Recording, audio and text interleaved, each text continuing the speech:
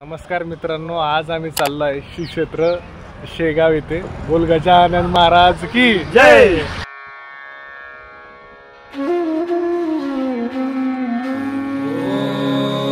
नमस्कार मित्रांनो, भारतामध्ये अशी पार्किंग व्यवस्था नसेल अशी शेगावला व्यवस्था आहे। तुम्ही बघू शकता इथे कशा प्रकारची व्यवस्था केलेली आहे। आणि महत्त्वाचं म्हणजे बस, ट्रक, ट्रॅक्टर आणि टू व्हीलरसाठी वेगवेगळ्या पार्किंग सेक्शन आहे। आणि प्रत्येक पार्किंग सेक्शनला ABCD प्रमाणे नाव दिलेलं आहे।